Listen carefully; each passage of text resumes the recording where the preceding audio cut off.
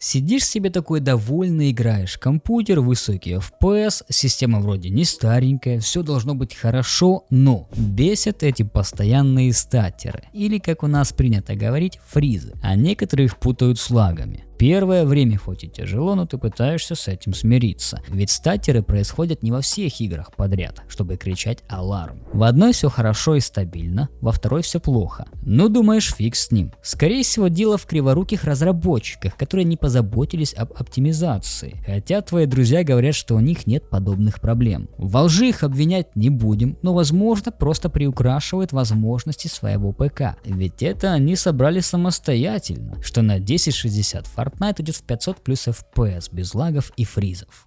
Фух, ну, с Богом. В очередной раз во время серьезной зарубы твой ПК уходит в небытие. Это была крайняя точка, пора что-то менять. Ты включаешь мониторинг и следишь, что там по температурам твоей видеокарты, процессора и других комплектующих. Не забывая про перегрев SSD SATA с SSD M2. По температурам все хорошо, не выше 70 градусов, значит можно не паниковать. Хотя друзья говорили, что и 70 нормально. А вот когда уже 80, лучше не играть с огнем, а поменять термопасту. Ведь у меня ПК, в ноутбуках и 80 градусов это норма. Накопители тоже ни при чем, потому что от винчестера я уже давно избавился. То есть какой-то там шпиндель не выделывается. Блин, что же делать дальше? Слышал о том, что планки ОЗУ иногда несовместимы. Давай мы, наверное, сбросим BIOS на настройки по умолчанию и вытащим одну планку оперативной памяти. Запустил игру. Если не лучше стало, то как минимум хуже. Вернув все на исходное, тебе ничего не остается, кроме как уверенно заявить, что это не аппаратная проблема, а программная. Давай не будем копаться в службах, сделаем переустановку Windows. У меня сейчас стоит 24H2. Друзья настаивают, чтобы я поставил предыдущую версию 23H2. Но что они могут знать? Ведь предыдущие их советы не помогли. В этот раз поступлю по-своему. Сделав установку, включив видеокаски по настройке Windows 11, последую его примеру. Так, что там у нас в конце? Ctrl-C, Ctrl-V и готово. Фух! Как быстро. Зачем люди тратят свое время и слушают 30 минут какую-то воду? По привычке перемотал на середину, а потом в конец. Вот, за пару минут сделал оптимизацию. Так, подожди. А почему шрифт пиксельный? А куда пропали анимации? Да и геймпад не определяется, Bluetooth не работает. Так дело не пойдет. Каска, ты мне сломал компьютер, что делать? Чел, а ты точку восстановления делал? Нет. Расскажи свои действия после установки винды. Ну, я скачал твой файл, 2 раза нажал LKM и все применил. Держи бэкап и больше так не делай. Ладно, оптимизация подождет. А вот теперь наконец-то я могу зайти и проверить игры на статтеры.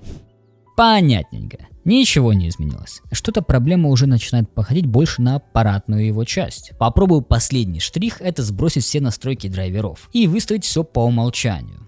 А вот теперь, на удивление, фризов нет. Проблема действительно в драйвере AMD Software. А теперь осталось понять, что именно конфликтует. Методом проб и ошибок удалось выяснить, что всему виной антилаг, который поставляется с драйвером. И наш герой со своим компьютером начали жить дружно и счастливо. Но история на этом не закончилась. Начались различные проблемы, связанные с системой. Там звук пропал, там что-то не открылось, а где-то и вовсе FPS стал меньше. Послушаю все-таки друзей и поставлю 23H2. Ну его эти багованные обновления. Установив винду, настроив все драйвера, по привычке запустил игру и обратил внимание, что статтеров нет. Зашел в AMD Software, проверил антилаг и действительно, он включен, а фризов-то нет. Так значит, это все-таки была проблема с новой версией винды? Не совсем так. Проблема носит глобальный характер. Много пользователей жалуются на фризы после включения антилага. Мало того, что AMD на это никак не реагирует, ведь в их отчетах об известных проблемах ничего и близко не сказано. Так уберите этот антилаг, функцию, которая по незнанию геймеров просто убивает все их игры. Многие начинают копаться в SSD, менять ОЗУ или процессоре в надежде на то, чтобы избавиться от постоянных статтеров. Ведь обвинить видеокарту в случае статтеров — это не то что странно, а максимально странно, не беря во внимание перегревы или забитую VRAM. Так если бы этот антилаг было бы тяжело найти, типа как ребар, который включается в BIOS, или где-то припрятано. Так нет же, AMD нам рекомендует использовать их профили, которые созданы специально для геймеров. Допустим, HyperRX. При его включении автоматически включается функция антилаг, как и при выборе профиля качества. А ноги данных статеров растут с самого зарождения антилага на абсолютно разных видеокартах AMD и разных Windows.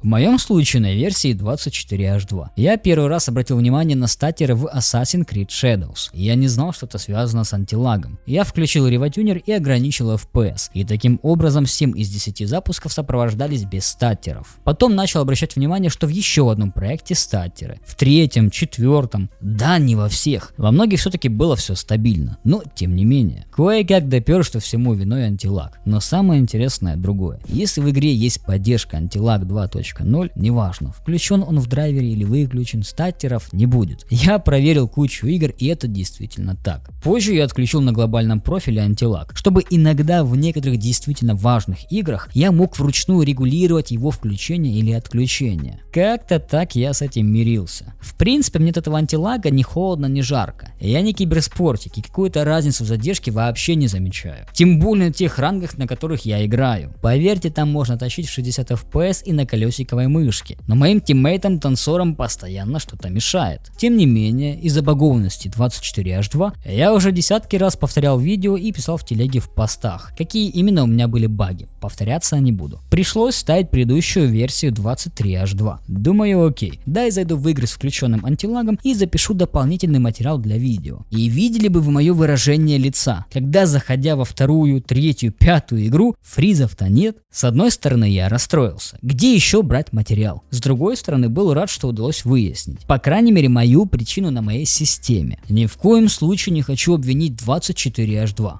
Шучу, конечно же обвиняю, что баги начинаются уже на стадии установки винды, когда данные разделы попросту не удаляются. И я думал, что это у меня проблемы с кучей M2, но когда ставил предыдущую версию, мне удалось удалить полностью все разделы. И я был удивлен, вы шо, до такой степени абсурд. Я грешу на то, что это связано с тем, что майки наконец-то поменяли интерфейс установки винды, но как-то у них это получилось корявенько. Насчет фризов на видеокартах AMD я вам поведал. Да, в таком вот необычном формате. Но хотелось как-то разбавить небольшой такой историей, чем просто сидеть на рабочем столе с включенной вебкой и кислым лицом. С вами был Каска. Если вам что-то понравилось, узнали новое, можете оценить ролик большим пальцем вверх, а после уже подписаться на канал. Забудьте с моим архивом по оптимизации Windows 10 и Windows 11 не забывайте. Плюс наш телеграм-канал. Мы там общаемся и делимся разными интересными фишками. Все ссылочки в описании. Желаю вам высокого FPS.